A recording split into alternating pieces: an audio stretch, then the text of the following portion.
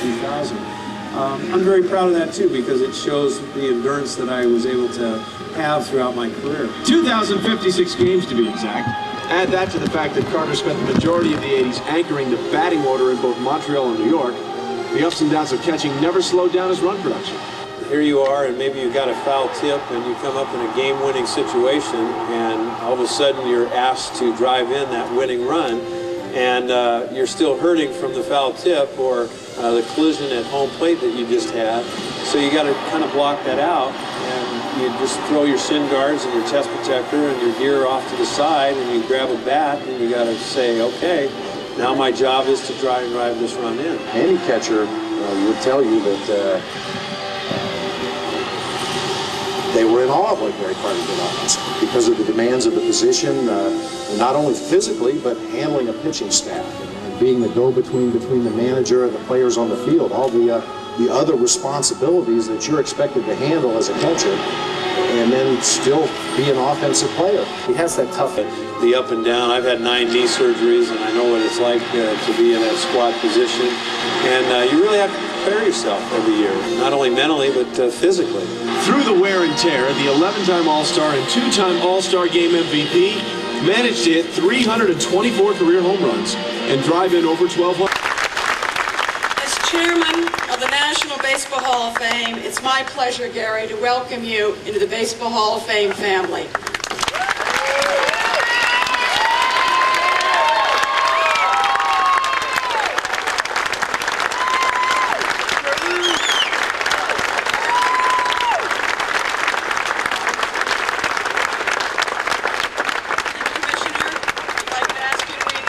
On Gary's plaque.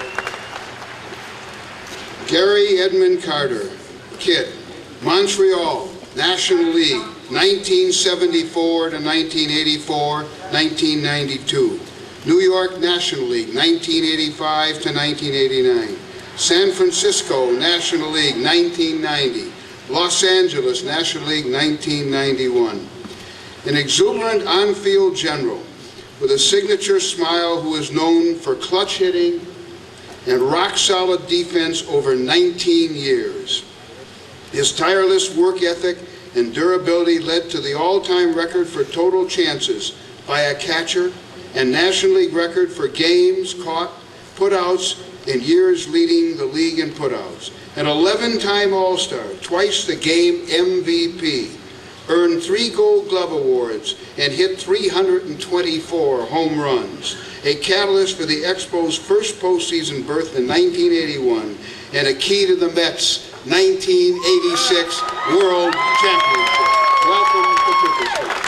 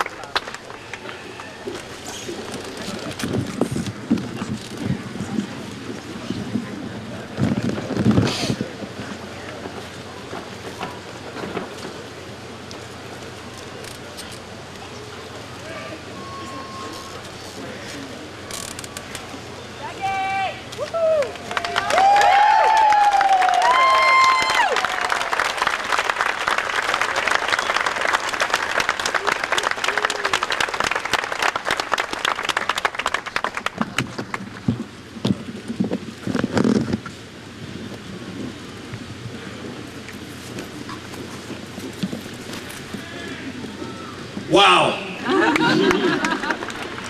Are you having fun? Thank you, Jane, and thank you, Bud. You know that feeling as a kid when you go into a candy store for the first time? All you can do is smile and just stand in awe.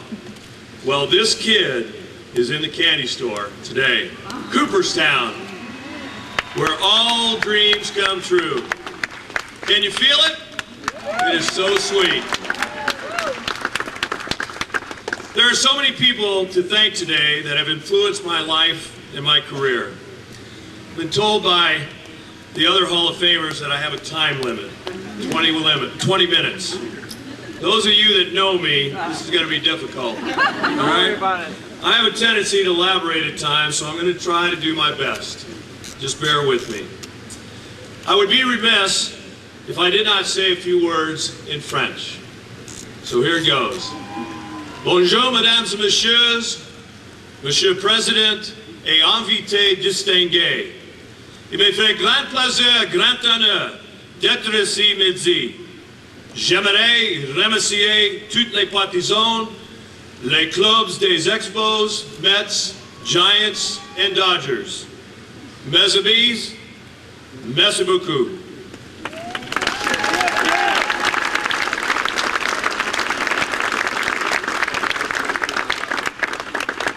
I would like to thank all the sports writers, obviously, for this tremendous honor. I would also like to congratulate Hal McCoy for his great journalism through the years, all the pleasant times coming into the clubhouse, and to Bob Uecker for all the fantastic years of broadcasting. Now, Uke, you'll never be in the cheap seats again, pal, because you'll always be in the front row. I am so humbled to stand before you all and to be in the presence of all these great Hall of Famers.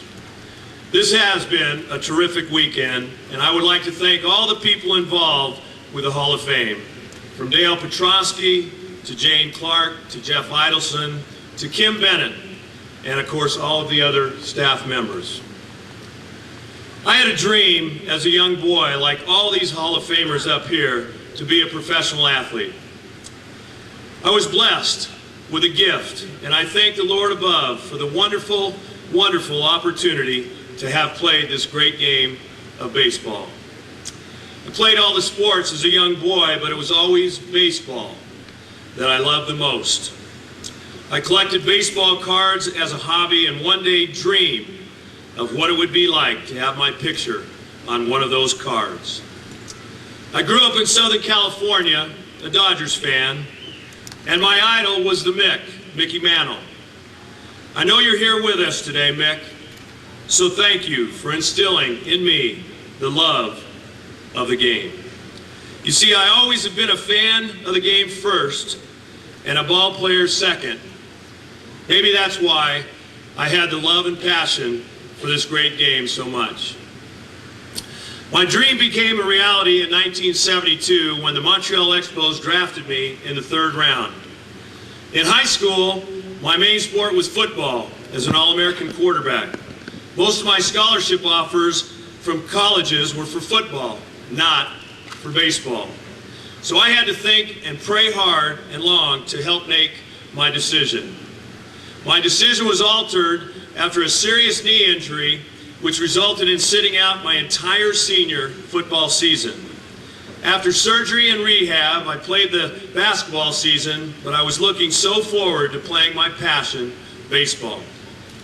It's funny because my primary positions in high school were as a pitcher and an infielder. During those I only caught 5 or 6 games my senior year of high school. But during those 5 or 6 games, a scout by the name of Bob Zuck, who is here with us today, believed I could become a big league catcher someday. He held true to his word, and on the night of the draft, at 18 years of age, I signed a contract with the Expos and started making plans to head off to Jamestown, New York. Bob, thanks for believing in me.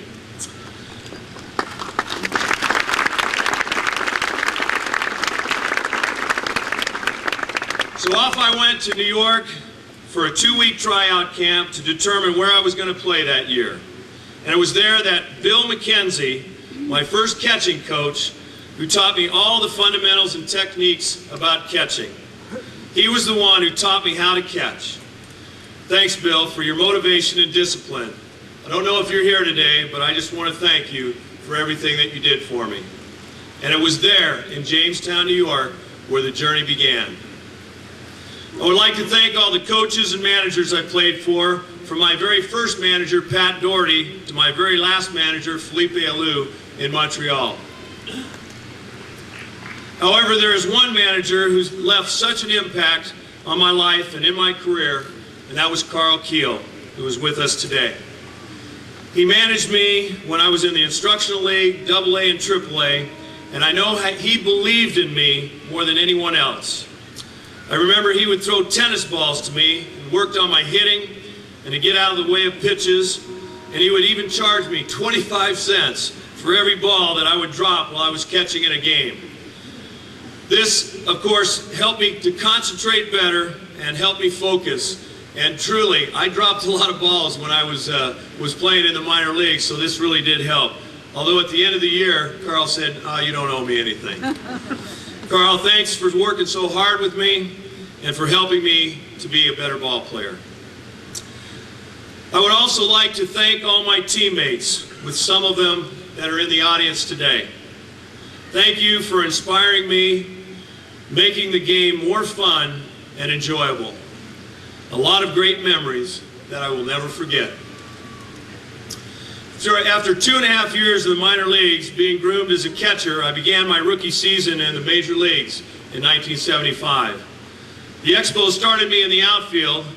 Well, that was when I could run pretty good and had some pretty decent knees.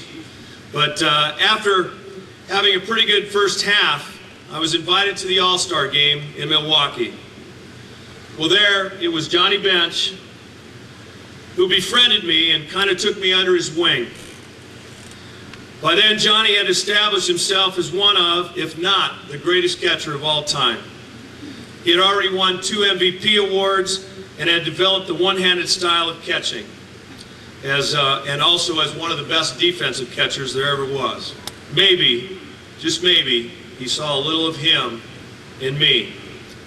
We had a picture taken together, and later I asked him if he would sign it for me. And he wrote on it, he said, "Kid, in a few years, it's all yours." Well, that inspired me to carry the torch for catchers, because it made me want to work hard as possible and to try to make every All-Star game and be the best at my position. Thanks, JB. I appreciate it very much.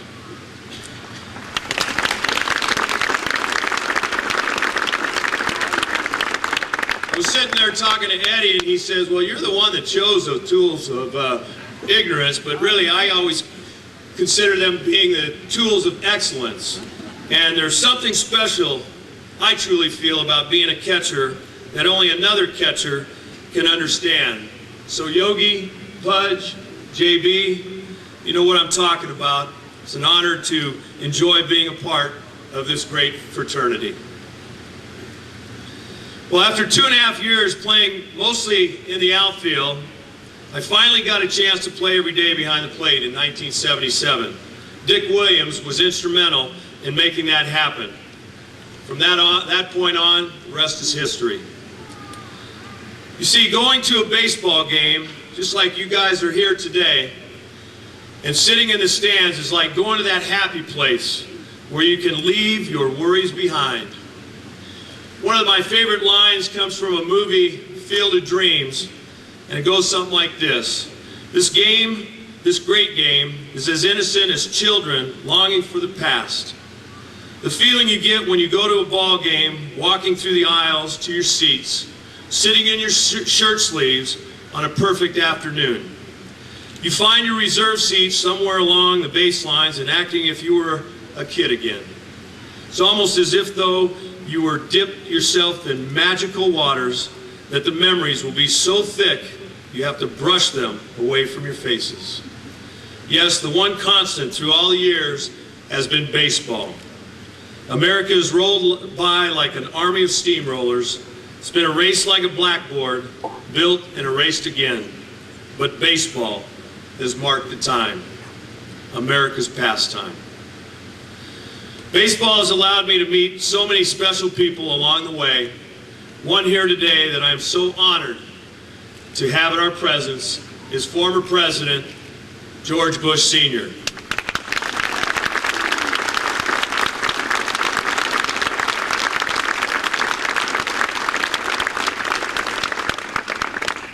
He has been such a great friend through the years, and I appreciate very much the effort of you coming to today's ceremony with your grandson, Robert, And I just want to thank you from the bottom of my heart, Mr. President. God bless you.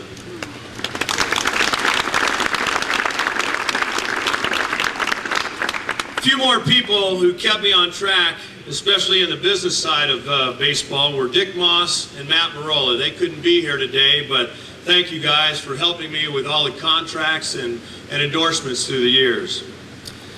I'd also like to especially thank one particular good friend, and that's Jerry Petrie, who not only was instrumental and was such a great guy and became such a good friend in Montreal, but he also was my agent. He represented me in all aspects as an agent, and I appreciated the guidance and direction that he gave me. He encouraged me to be accommodating to the press, the fans, and made sure I always looked my best. Pete, thanks for everything.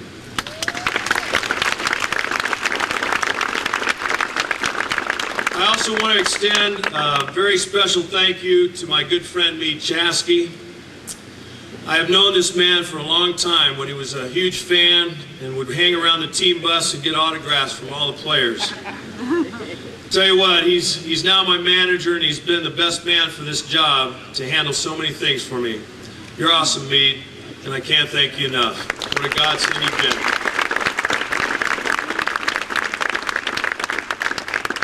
The greatest thrill of my career certainly was that amazing '86 World Series. Nothing will ever top that, and the memories will last forever. All of you that were there, everybody will remember the dramatic Game 6, and certainly the way we came back in that series. So all you Mets fans out there, God bless you, '86.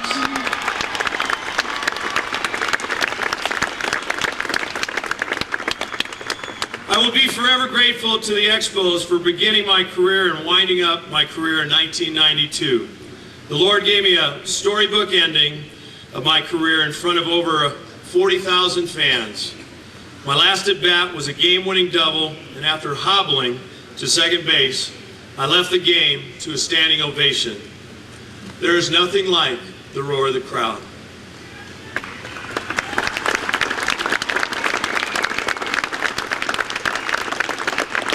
Now I'd like to take this moment to say what an honor it is to share this date with you, Eddie. Even though we only shared 1 year together with the Dodgers, I always respected your desire and your professionalism. A lot of people don't know Eddie Murray the way I do, and it was in spring training in 1991. After one of the games, Eddie headed back to the clubhouse with a bat that he had broken in a game. In the midst of a large crowd, Eddie handed that broken bat to a smiling little boy.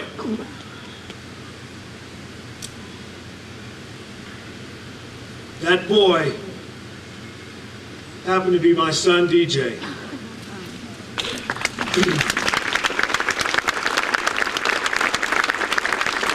He was only 6 years old at the time, and he ran into the clubhouse to show me what he had just gotten.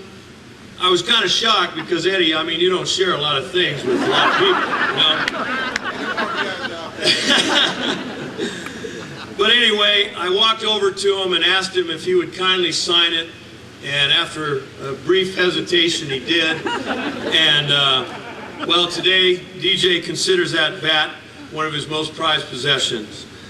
And that, right there, was the start of the Carter-Murray connection. Who would have believed that we would be standing here today on July 27th, 2003, being inducted with all these great players? Thank you from the bottom of my heart. It is nice to know that even though my body feels like an old man now, I will always be a kid at heart. I love this great game. I'm so honored to be in Cooperstown as a Hall of Famer. I love you all. God bless you. Thank you very much.